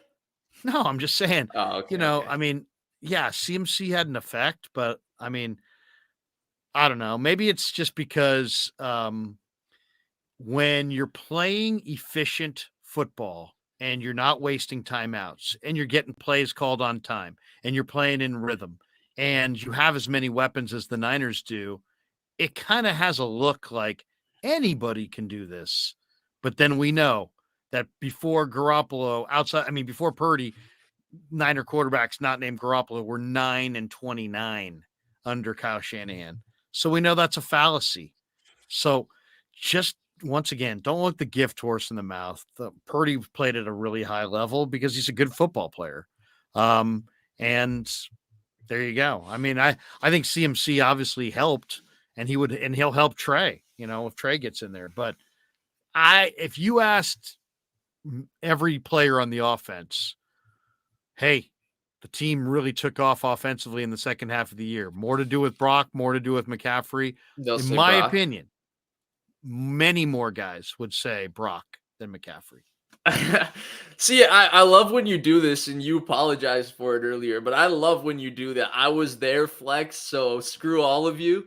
Like, actually. Well, no, there's a reality to the room that has to be. Yeah, 100%. If you're in the room, you should bring that reality to the audience, because the audience isn't in the room, and you got to know there's a dynamic to the whole thing that does matter. You're being too nice, and Larry. It's like You're really vital. Nice. You're being way too nice. I think you should, just say it, because it is true. There's only so much perspective that you can get reading things and reading stuff. Being around a person, seeing their body language, seeing how they carry themselves gives you a much better idea of what the dynamic is, right? And just seeing the players interact around Right. each other, you can see like who's got a bigger impact on the team than everybody doesn't have Everybody the knows same it, impact. Larry. When you're around people, you can feel the people, right? Like you can feel it when somebody like powerful that has that presence when they walk in a room, you can feel it. So when you're in a room with those players, even if you don't talk to them and stuff, you can kind of read their dynamic, right? And so I do think it's a powerful asset. And I mean, you're obviously exceptionally insightful without it, but I dare I say it's like adding some arm strength to Joe Burrow. So it's great. Yeah, this has been a little bit Like off the Eric rails this Armstead year. has got a real presence, I think, in the room. I think so too. I True think, presence. and he's a more serious guy. I feel like compared to some of the other players that have that presence in on the team. But he definitely feels like a guy that just commands respect from every single person on that roster. But Sherpain says, or Sherpagny says, if you trade Lance, he's gonna be an elite QB. Larry kind of agrees with you I do. as the Lance hater. Stop. No, I do. I'm a believer that Trey's going to get there. But here's the question. He's got to play to get there. And if he plays here and they don't win, people are going to be like, get rid of him. Yeah, that's the one thing. It's like, let's be real about this. The Niners went whatever they went this year with Brock Purdy. If Trey Lance beats out Brock Purdy in training camp and the Niners start 0-3, Yeah. every talk show in the Bay, every person you run into has got, why don't they put in Purdy? I mean, it's just like, so who knows what the schedule is going to look like next year? And that's an awful lot of pressure to put on Trey. I'm just Larry, saying, it's not Trey and Brock are not the ideal backup for the other. Okay, I feel like you're bringing up an even more intriguing part of this conversation, right? Is there really a capability for him to fairly beat him out? Because I feel like What's that? I feel like, in a lot of ways, the perception because of what Purdy did, if Lance beats him out this offseason on what's looked at as a competition, I think a lot of people would think, oh, they gave Lance the job because he was the high draft pick. You know what? I disagree. I think there's so much transparency to the Niner media through all of us creators, through how passionate the You think fan it would be base is. obvious? I just don't think that Shanahan could fake it. I just think that Okay. we're all going to see it, and it's going to be clear. Don't you think Fair that? enough. Well, I mean, what do you think? Do you really I don't think know that because one guy I've could never outplay been the there. other, and then he I've could never go with the lesser guy? I've never been there, Larry, and I But just you feel like see, the reports are always a little bit mixed. You got people like Grant who are willing to tell you as it is. Always, yourself, you'll be there doing the same thing. But then you have some people who tell it to you a certain way that's a little bit different. And so, you have to take everything with a grain of salt. I don't know, Larry. I find it hard to always glean these things as someone because I'm always looking from afar. So I try to really form my opinions during preseason and then over the course of the season. Because I can't go off people's practice reports and say, okay, they're saying that this happening, so this is going to happen. That's just, yeah, you know what that's I not wish my we way could of come doing to it. an agreement on as content creators is that nobody will go with camp stats, but we just can't. There's too much competition. You will never have me quote camp stats. Never. Yeah, I don't believe in it either, and I feel like Trey is better than look, Purdy. I feel like some of it. I Trey feel like needs a some of it shot. too. If we put it to a statistical evaluation, right? You play sports in any capacity, right? Any level, any sport. Oftentimes, you're drilling specific things, right? People watching your practice may not know what exactly you're working on. Shoot, I might throw, in a practice. Let's say I was playing quarterback, which God help everybody who has to play if I play quarterback. That's not good for anybody. But in this hypothetical, I'm capable of playing quarterback. If I played quarterback in a practice and we wanted to work on outbreaking routes, me throwing the ball to the sideline with pace, timing against certain looks, right? We wanted to see if I can make that throw consistently. And let's say I can't make that throw and I throw Right. 3 picks, right? And you come out of the practice and you go, oh, Vish sucked. He was 1 for 5 in that period for 8 yards and threw 3 picks. You're right. I did suck in that period, but it might not be a massive negative in the grand scheme of things because we were drilling certain things and we wanted me to throw the ball there no matter what, depending on the look. And that's where I feel like there's certain nuances with all of this stuff where it becomes really hard when you just put, well, this guy was 8 of 10 for 50 yards. Sometimes in camp, you throw the ball just because you're in camp, you get a rep and you throw it, and it's not a completion because you don't care about your stats in camp. And sometimes if you run out of the pocket and don't take that chance on that play from the pocket and you run and maybe you get a little dump off completion or you run for 15 yards, while it looks good on the camp stat, it doesn't really mean anything in how the coach is evaluating the player. And so I'm 100% with you there. Unfortunately, there's not really an objective metric or another way to portray that, for people in the media to fans, because it's really hard to just express, well, hey, I'm seeing this guy and he's kicking butt in camp. And sometimes you don't always know, like there's people who are in the media, no disrespect to them. And I'm not saying that I know more than them. I'm just saying that they don't, frankly, may not have the best impression of what exactly they're looking for. And so I think that's a part of it too, Larry. But yeah, Scotty Dippin says, spicy in here tonight. Skip and Shannon. Who? Yeah, come on. It's nothing but love. Me and Vish, come on. I just got to say, you're Skip, Larry. I'm the younger guy. I'm the younger guy. You're Shannon? You're Skip. I'm Shannon. Yeah. All right. It's all an act. I'm Skip. It's all an act. He's actually a brilliant. So I'll say this about Skip Bayless. We know what he is. He's one of the most brilliant in terms of pioneering an industry. He created an entire morning talk show debate industry. Before Skip Bayless started doing First Take and all of that, mornings used to be what? Sports Center? Filled with a bunch of random stuff. Now ESPN has like 8 shows that's just 2 guys yelling at each other. Yeah, and the one this week between, was it Jay Williams and Stephen A. was just cringe-worthy. That was so funny. That was funny. Cringe-worthy. Hey, it's entertainment, high-level entertainment. OB1. OB1. I like it. The force is strong with this guy. He says, do you guys honestly feel like either quarterback can help us win the Super Bowl? Since Garcia, the QB position for this team is still a question mark. All the quarterbacks have been a tease. Larry, I think we all know how you feel on this one. It's a really tough position to fill. It's a really tough position to handicap. I think one thing that I've learned is that keep drafting quarterbacks. Just keep drafting them. Bill Walsh kind of like Jake year. Hayner from Fresno State. I kind of like the kid from Louisville, Malik Cunningham. I kind of like those 2 guys a little bit. Saw them both this weekend. I saw them earlier this season as well. I've seen Hayner a bunch over the last few seasons. He's kind of like a Purdy. He's kind of a smaller guy, but keep drafting. I've seen a lot of buzz. Drafting quarterbacks because you're going to hit eventually. Tanner McKee, I think, is pretty interesting too. I like the BYU guy. He can spin it.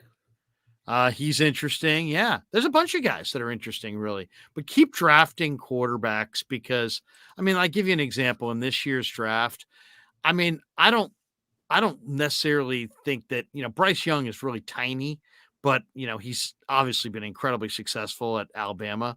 CJ Stroud's kind of a blue chip athlete. The Buckeyes are super loaded. It's hard to evaluate him. But then Will Levis is 6'3", 230, good arm, good athleticism. Anthony Richardson has got an incredibly strong arm and he's got incredible speed. And then there's other guys, Hendon Hooker, Tanner McKee. You mentioned Jaron Hall, Jake Hayner. I kind of like Adrian Martinez from K-State and Malik Cunningham I mentioned. So, there's a lot of guys. Even the guy from Houston's pretty good. Clayton Kevin Cobb. Clayton Tune looked pretty good. I'm joking. Did you hear what I said? Who'd you say? I said Kevin Cobb. Kevin Cobb, yeah. Yeah, quarterback from Houston. Come on, anybody? Andre Ware. Andre Ware, there we go. That's Detroit fans will be feeling that one. But I'll answer this question. Frankly, I'm with you. I think they should draft a quarterback every year. You never know where you're going to find one. It's the most important position. You got to just hope you find one, because if you get one of those elite guys, it changes everything. And until you get those elite guys, you should always be trying to get one of those elite guys. And I think before I used to see it as kind of a disrespect, maybe, but heck, I actually think in a lot of ways, while the Niners have completely mishandled the quarterback situation in so many different ways, the one consistent thing that I've been impressed with them, and I think it's the right approach, is they've always been looking for how to make that position elite, right? They've exhausted every door, every opportunity, and tried and looked into everything to make their quarterback better. And I agree with you. You should pick one every year. Bill Belichick is very subscribed to that philosophy. He drafts one every year. Bill Walsh used to say you should pick a quarterback every year. That was an old adage. So I'm 100% with you. But I right now, Larry, on a scale of 1 to 10, my confidence in both quarterbacks is a little bit low. I love so many things about Brock Purdy, but to me, that size thing, and I know that I've been talking about it with you from the beginning, as high as you've been on Brock Purdy. I feel like I've been high on Brock Purdy, except I'm not nowhere near as, happy about Brock Purdy, or not happy. I am as happy. I'm nowhere near as effusive in my praise of Brock Purdy as you, because you were calling it from the beginning. I wasn't. I didn't see this coming. I was wrong. And even in all of that, I feel like the one weakness when you've asked me, well, what is Brock Purdy's issue? I've always maintained it's, well, I feel like he runs out of the back of the pocket too much, and I feel like his size is a problem. And honestly, Larry, I don't know if it's fair to say this, but I'll say it anyway. I still have concerns about those things as well as he played. And it has nothing to do with him getting injured or not. Even if he didn't get injured and he played well against Philly, I think I would still say I have some concerns, but I'd be excited because he played so well. And so I have some concerns. And then with Lance, Larry, there's so many things to like about him, but I feel like we're just so far away from seeing it all put together. And I don't know how it's going to look when it's all put together. And I feel like I feel like the thing I keep going back to, it just feels so far away.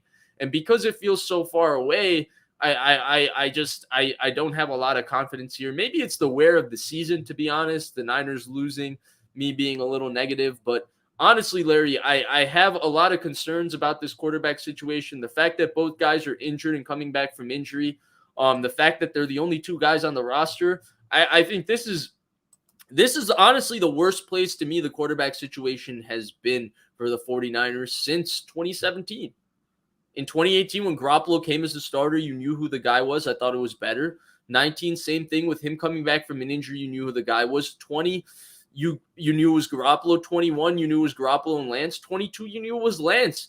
And now we're coming into an offseason with no healthy quarterbacks. And we're looking at the 49ers and we're asking the question, who's going to start? I think that there's a lot of concern. I think that there's a lot of concern for myself when we're talking about this conversation that OB1 asks us. We're just very random in our evaluations. And I always like to be a little bit more consistent. I just think people are just too random. I mean, do you think that a quarterback who's 6'1", 223 pounds, is that similar to a quarterback who's 6'1", 220 pounds? No, they're 3 pounds. They're 3 would you pounds say? apart. Would you say, or do you think that 3 pounds is really significant? No, I don't think it's significant. Because Jalen Hurts is 6'1", 223 pounds, and Brock Purdy is 6'1", 220 pounds. I just wanted to double check. So you feel like the Eagles have a problem at quarterback as well because they've got this small guy and he can't do it, or do you just think that those extra 3 pounds that Hurts has are really the difference? Larry, come on. The two guys look completely different. Come gotcha. on. I gotcha. Did get me. You did get me. That's like saying, hey, Mike McGlinchey in 2020 is 200, or what was he, 295? And he's the same weight as, what was it, DeForest Buckner at 295? At the same time, Mike McGlinchey was looking skinny as can be. Those 3 pounds, baby. No, but I hear what you're saying. I hear what you're saying. It's like it just kind of goes to show, though, we have different perceptions of these players. Yeah, Like absolutely. Jalen Hurts is literally the exact same size as Brock Purdy. And really, Brock Purdy's the exact same size as Jimmy Garoppolo, except 1 inch of height. They're basically the same guy. One guy's 6 feet and change. The other guy's 6'2" and change, 6'1". One guy's 6'1" and change. The other guy's 6'2" and change.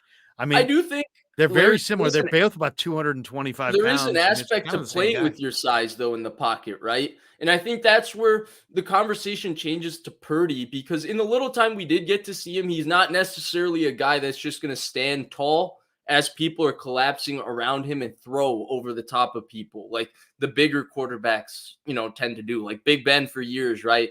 He was this guy here, but I'm 6'6", 245 pounds, and I can throw right over you, and I can throw with you holding on to me, and I can throw with people around me. That's not necessarily Purdy's style too, right? And so there is an aspect of that. Whereas Garoppolo, who of course he doesn't have the same athleticism, the foot quickness, the creativity, any of those things that Purdy has, but he always stood tall with people around him and was able to kind of throw it with funky arm angles and all of that. Whereas Purdy tends to escape out of the back of the pocket rather than just standing tall or stepping up through the pocket, with the guy there right around him. And so that I do feel like that's also a part of this conversation, but you're absolutely right. Perceptions definitely do change how we view things. Like now I have a completely different perception. I'm going to have to go watch Brock Purdy tonight, go watch Jalen Hurts tonight, and just see, like, do these humans really look the same size? Because now I have a question about everything with this now that you bring up Well, that they're only 3 pounds apart. okay, I do think the Niners can win with Brock Purdy, but I'll Okay. say this. He has what I would call just requisite arm strength, right? Like Hmm. he can make all the throws and he's got enough of an arm to be an NFL quarterback, but he doesn't have arm strength to lose. And if he loses arm strength because of this elbow injury, he may go from requisite arm strength to slightly below I agree. requisite arm strength, and that could be his undoing. But if he recovers from this injury and does what I think he's going to do, which is get more stronger, a little bit more sudden, a little bit more explosive, start working on his body a little bit more year round, and I think he can improve his arm strength. And if he improves his arm strength, I think he can step into an outstanding NFL career. But I do agree that it's just requisite arm strength. And if he loses it, any bit of it, that will be a serious problem. I completely agree with that point. I think everything you just said is exactly true. The one thing I want to add to his arm strength is that requisite, I think, is the right word to describe it, because there's not a throw that he's incapable of making, right? He has enough arm strength to be a starter in the NFL. And that's where this line kind of gets blurred because of where he was drafted. He has what you described as the requisite arm strength, but his arm isn't strong enough where he has to play on time and on schedule, basically. Yeah. His arm is strong enough where if he plays on time and on schedule within structure, he can make every throw that needs to be made within the offense. And That's where, mechanics. His right, mechanics have to be real right. sound. He's got his footwork and his, Right. And he, that's where his knowledge of the yeah, offense has to be really good, because his feet right. have to be in the right place. His body has to be in the right spot, right? So much of this offense is about having your feet in the right spot, because your feet tell you to go where to go with the ball, right? So everything is timing and rhythm, right? You have a 3-step drop, your back foot hits the ground. You're looking at 1. First hitch, you're looking at 2. Second hitch, ball comes out to 3, or you're out of the pocket or checking the ball down. That's how this offense operates. On time, on schedule. Everything is predicated on the quarterback's footwork. And the fact that he does play in an offense that allows him to play on time and on structure consistently, because things open up on structure quickly, I think that they can win a Super Bowl with him. I also think with Trey Lance, if everything goes right, they can win a Super Bowl with him. But what are the likelihoods of both of those things? I'm a little bit negative on the outcome right now, because I feel like both quarterbacks are in massive question marks right now for a variety of different reasons. Some their fault, some not even close to their fault, some the 49ers own doing. And until one truly establishes himself, I feel a little bit of confidence coming down with how I feel about where the 49ers are, as good as this football team is. But David Velez, appreciate the wait, by the way. I know a lot of those questions have been in the docket for a while. I appreciate all of you in here supporting. Like, subscribe, share as always. Make sure you're subscribed to Mr. 13K, the Krug Show. I don't know if the debate will be this spicy on Thursday on his channel. Maybe I'll have to argue with Larry about speculation once again. But David Velez says, actually, I really 13 to the minute, Vish. 13-318. Okay. 13 318 to the so minute. you're Mr. 14K. You're just trying to We're double up approaching. on me. You're trying to double me. I appreciate that. I have a feeling you're going right on by. No, I don't think so. But David Velez says, especially with the bangers that your son has been coming out with recently, Larry. We did talk about that before. Okay. But David Velez says, I really hope that the injury doesn't do what the ACL did to Jimmy, because Purdy was electric, and to a lesser extent, so was Jimmy before the ACL. I think this is another great part of the conversation, Larry. I think we've normalized in society athletes coming back from injuries. Like, I don't think we credit enough how superhuman it is that in 1 year of, this serious injury, they're able to come back and compete at the same level they competed at before the injury. The mental barriers and physical barriers they have to cross to do that is wildly impressive. And I feel like when athletes are unable to come back from injury, we just write them off and say, oh, they're a bust, they couldn't do this, when sometimes your body just can't react and bring you back to where you were. And while I don't want to be negative about this point, I do think that this is a conversation we have to have, Larry. It's not only a conversation with Brock Purdy, it's a conversation with Trey Lance too. While they're going to medically make full recovery, we don't know if they're going to return as the same player that they were before injury. And I think that adds another question mark to this entire situation, because while we can be confident that they will be, Larry, we don't know until they truly make that return from injury and they go out there, play, and you see their confidence. And, some people who never get hurt, once they get hurt, it could throw them for a loop just because they lose some confidence in their body and stuff like that. It's really mentally difficult for these athletes. And I feel like we normalize the conversation too much. And that's where, Larry, I think this is actually going to be a serious part of this offseason. How healthy do both guys come back, and how capable are they of executing the things that they were before getting hurt? Yeah, no, it's a major thing. I mean, I expect, Brock to get back, but who knows? Who knows? You just don't know. And if he loses a little bit off the fastball, what does that do? And then also you wonder, because it is an elbow and there's nerves and everything, does he lose a little bit of his accuracy? He's a very accurate quarterback. As far as Trey, did Shanahan learn his lesson here? Is he going to continue to run Trey between the tackles? I just don't want to see that. I don't want to. He even referred to him as a dual threat quarterback instead of just calling him a quarterback. Why can't Trey just be a big athletic guy who you call the exact same offense for, and then allow him to scramble? Because he's going to scramble. His desire to extend plays and win games will force him to scramble. It's not like he's never going to run. I don't want to see designed runs for Trey Lance. I don't think he's a dynamic runner. And I know that the Niners have dynamic weapons. So can we answer this question? Running him running Trey Lance power is like the 19th thing that I think I would want to see the Niners offense do. Can we answer this question, right? Like, why can't Trey be used the same way? I think that the best answer I can come up with, and it's pretty simple for me, is, Larry, I just feel like the 49ers feel like for where he is in his development, the best way to utilize him is to use his running. They feel like his running gives him a better chance to succeed on the NFL field in terms of giving them a chance to win in all aspects of their offense, in terms of how they run the ball, how it affects their pass game, the way they're able to use RPOs and put defenders into conflict. I feel like that's what they feel like is the best utilization of him at this point. Now, I don't know whether they didn't do a good job with it.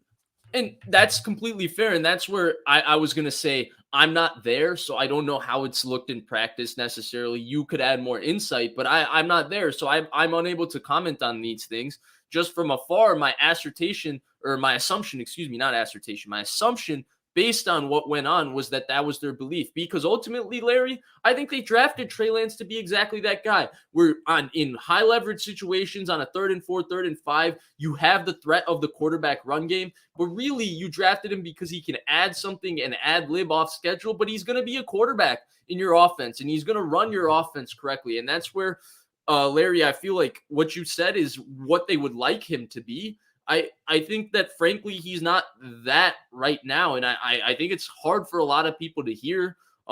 There's some people who are overly negative on him, and then there's some people who don't want to hear anything negative about him, and that's where I feel like the discourse around him is hard. But I feel like, to me, based on all the events that have happened, that's the fairest way I could say it.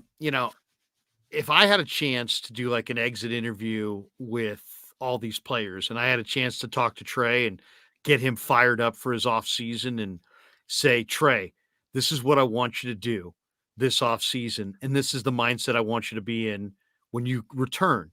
I would simply say to him, Trey, there's one film. I want you to watch it. And I want you to watch it over and over and over again. And it was the Atlanta offense against our defense this year with Marcus Mariota. And the way he played in that game is exactly the way I want you to play going forward. I want you to complete a high percentage. I want you to play with pace and rhythm. I want you to hold the mesh point on these run plays. I want you to put enormous pressure on the defense. I want you to carry out play fakes expertly. And I want to, on every snap, make the defense ask themselves, who has the GD ball? And I want you to have an impact on our run game the exact way that Mariota had a huge impact on Atlanta's run game that day against our defense. Study him, watch him. There was nuance to it. He put tons of pressure on the 49er defense despite his youth and inexperience. Do that next year. That's what I would say to him. Have a great summer. Have a great, off season. See you in minicamp. Because I thought the way Mariota played in that game, I think he completed like whatever it was, 17 of 19, or it was like 8. What's that? 14 of 15. Yeah. I mean, it was incredible. Yeah. I mean, he literally didn't make any incompletions, hardly. They took care of the football. They played with pace. They just tried to grind out first downs. He was a huge player in the read option run game. As far as, is he handing it off? Is he keeping it? His play fakes were absolutely perfect. He held that mesh point. He froze those linebackers. They utilized him in short yardage to keep drives alive. That's the way Trey needs to play. Yeah, I think that's fair. And it's funny you bring up Mariota. I was going to say to you at a separate time, maybe on this show, maybe on another one, but if the Falcons cut him, I was coming around to the idea of the Niners signing him, which was something you suggested Mariota just a week ago. Yeah. And I was Mariota. Totally averse to, but the way they talked about the quarterback situation, I think that one could make sense. But Larry, it's been another hour and 50-minute show of you and let's I keep on a it Tuesday. Rolling. Dude, yeah, this was maybe the spiciest show that we've had. Like I'm trying to wrap around like what was so spicy about that debate. But it got spicy, didn't it? I guess I want to challenge all all ideas when it comes to, it's like, I think there's just an awful lot of people that it's like, we saw you were given something, you got a huge break. Your 7th round draft choice played as well as any rookie in the NFL has in a long time. Right. And instead of going, wow, look where they're at, this is incredible. There's a lot of people who are like, I don't believe it. Can he do it again? What? Yeah, it's limited upside. He's just this. He's just that. And it's just like, I mean, a lot of people, and it's like the definition of looking the gift horse in the mouth. It's like, you have Brock Purdy. He's playing incredible. What's this sudden desire to, but I understand. I mean, it's, I do understand, but I did think it was funny when you said he was too small. It's it's a playing small thing, Larry. I don't know. I've always favored bigger quarterbacks. I always have. I Size I is a have too. I skill. mean, it's just natural, Yeah, right? You see a size guy is a who's skill. six Yeah, five with a gun. You're like, yeah, that's the guy. Like, who's and really exciting to me as a prospect is Daniel Jones I because like Daniel Jones a lot. look how big Daniel Jones is. Look how fast Yes. Daniel Jones is. I think he's getting better. He doesn't have really a good team around him. Imagine if he was on a good team with I think he would be really good good. weapons. I think his biggest issue is that he's still not a great processor in the drop back pass game. And But maybe I he'll mean, look never where be he that. was early, Vish. He Yeah. turned the ball over like the worst of almost any young quarterback I've maybe ever seen. No, I agree, but he was also that Giants offensive line situation for the until basically this year when it It's was grim. instead of Yeah. being horrible, it was mediocre with a great left tackle in Andrew Thomas. It was pretty pathetic still. I thought Daniel Jones got way too much hate from the beginning, but that's what happens when you're not looked at as the consensus draft pick. Because the consensus is decided by Twitter, 8 months before the draft, that these are the players that should be ranked the way they should be. And if you disagree with that, you don't know what you're talking about. But I'll say this too. We got to stop thinking about prototypical size and just acknowledge that these guys come in all different shapes and sizes. And just yeah, because you're 6 feet tall doesn't mean in today's game, like, I think you're right. Jaron Hall from BYU, good player. He's 6 feet tall. I really like Jake Hayner. He's 6 feet tall. I like Bryce Young. He's 6 feet tall. I'll tell Larry, you who I really love is I love Malik Cunningham from Louisville. He's 6 feet tall, but doesn't mean these guys can't get it done. Larry, I'll say this. I think that you missed my point because I mentioned also earlier in the show when I was talking about Jesse's thing too. While I'm concerned about Purdy's size, it doesn't necessarily think that I don't think he can't be a franchise level quarterback. I think he has the capability and the potential of being. I'm just saying that if you ask me, hey, what's your one concern about Purdy? It's been Yeah. pretty consistent. It's his size and um his propensity to run out the backside of the pocket and try to escape spinning out the back. I think those are the two things that remain concerning me. But I don't think that those are things that you look at and say, well, he can't be this level of quarterback because of that, or he can't be this level of quarterback. It goes back to me, traits give you a chance. Like if you have a big arm, you now have this percent of a chance of being good. But ultimately, it goes to what you produce on the field. And to me, that comes down to two things with elite quarterbacks. It's how you mitigate your flaws and what's elite about you. And maybe Purdy does have some things that are elite about him, like you seem to believe. He certainly showed potential. He showed potential to have certain things elite about him.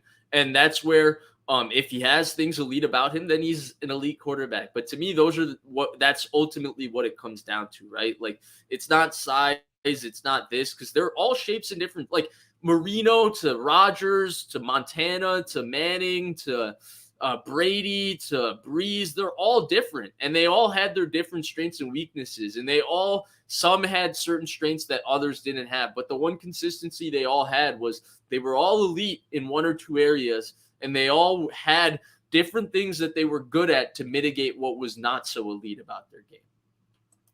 All I'll say is one guy who I got to know because we did a regular hit with him. And so I used to pretend to be him when I was a little kid running around at recess, playing football. And then I became a friend of his. And now to this day, I consider him a friend, is 83-year-old Fran Tarkenton, Okay. who Fran Tarkenton was basically Brock Purdy, but minus 30 pounds. He was like 190 pounds, 6 feet, running around. So you Fran ran Tarkenton. around pretending to be Tarkenton in recess? Oh, yeah. Seriously. I mean, it was like You want me to Stabler, age you? Staubach, Bradshaw, Tarkenton. You know who I ran around pretending to be in recess? Joe Montana? Or not running. Joe Montana? Try Brady. Try Manning. Manning was the first jersey I ever got. Did you guys even have recess? He was probably at your Yeah, desk. yeah, They yeah, yeah. probably canceled recess by that We had point. recess. Ooh, recess. But I mean, Fran Recess. Tarkenton Ooh, recess won the football got MVP competitive, in the Larry. mid-70s. He was the MVP of the NFL. He was a 9-time Pro Bowler. I mean, Fran Tarkenton is a Hall of Famer. He's one of the greatest quarterbacks of all time. I'm just glad that you thought that Joe Montana in the early 2000s was still so relevant that people were pretending to be Montana in recess. Actually, Larry, it wasn't even the quarterbacks, to be honest. You know what everybody had when I was a kid? A powder blue LaDainian Tomlinson jersey. Ooh. Every kid had one. LaDainian Tomlinson was the guy. He was the athlete for me when I was, I would say like 6, 7, 8, 9. It was really LaDainian Tomlinson. And then when I was in middle school, high school, Odell kind of became the fad, right? Odell those was one-handed like everybody's catches. guy. Yeah. But there was no Tarkenton in my day. Maybe, Larry, 40, 50 years from now, I'll be telling people, hey, in recess, we used to run around thinking of, not to age you, Larry. You're still looking By the good way, spry. if there's one thing that does age me, is that Odell Beckham is nowhere near as good as Jerry Rice. But Odell Beckham has some of the most amazing singular highlight catches I've ever seen in my life. Plays, I would say plays in And general. I wonder if it's because of the gloves. Because my son played high school wide receiver, and the tackiness of these gloves that the receivers wear, that's an advancement, man. I mean, I think Jerry might have been able to do the one-handed. I mean, Odell will catch the ball right in his hand like it's a baseball. I mean, he's made some of the most amazing catches I've ever seen. I agree with the gloves, but I also think plays in general, to be honest, Larry, I don't think it's just the catches, right? He was such a supremely gifted elite athlete in terms of his body control, his leaping ability, his speed, his acceleration. Like before all those injuries, he was like a once in a generation kind of just athlete, right? His hand-eye coordination is ridiculous. I remember he went to the home run derby one year. Guy had never played baseball in his life, and he was completely smoking it. He was hitting them so clean. And I've seen him play soccer too. I played soccer my whole life. Odell Beckham is ridiculously good at soccer. So he's just naturally he's just a great athlete. I'll tell you, it's amazing that you say that. I did a home run derby at Oracle Park a number of years ago. And Jerry Porter, the wide receiver for the Raiders, went in front of me. And Jerry Porter was hitting tanks. Really? I mean, just monster bombs. Like, even the Giants were coming out of the dugout, and Jerry Porter is just hitting absolute rockets. I mean, it was crazy to watch. I'm like, and then they're like, and now from KMBR Radio, Larry Krueger, smattering of boos. Boo. After Jerry Porter's high-fiving everybody. Yeah. See, it's Jerry funny Porter. you bring up Jerry Porter. I think of Jerry Porter and I immediately think of Javon Walker for whatever reason. I think it's just because he wore 84 Florida State wide with the receiver Raiders. From Green Bay. Yeah, yeah. He wore Big 84 with the Raiders too after, yeah. There you go. MF says the Giants could use Jerry Porter. Yeah, they could absolutely use Jerry Porter.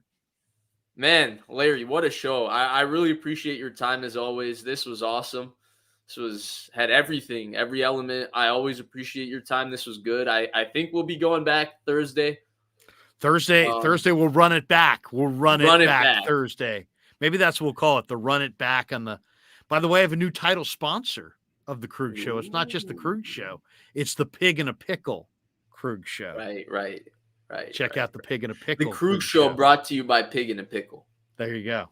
There we go. But thank you. As always, appreciate your time. I appreciate the support from everybody. Please like, subscribe, share. Like especially. It helps the algorithm out. Comment down below, who you thought won that debate. I will be hiding your comment if you think it was Larry. I'm just letting you know. No, I'm joking. But no, I do appreciate all of your support. And have a great rest of your night, everybody. And we will be back. I will be back streaming on here maybe tomorrow, probably Thursday, something like that. I've asked a few guests, and we're going to be gearing up into a different style content during the draft. But that content will definitely include the Master Scout, Larry Krueger, who's of course got a whole bunch going on his channel on 95.7 The Game, on with the Niners in UK, a whole bunch of stuff. You know where to find him. But thank you, everybody. See you next time.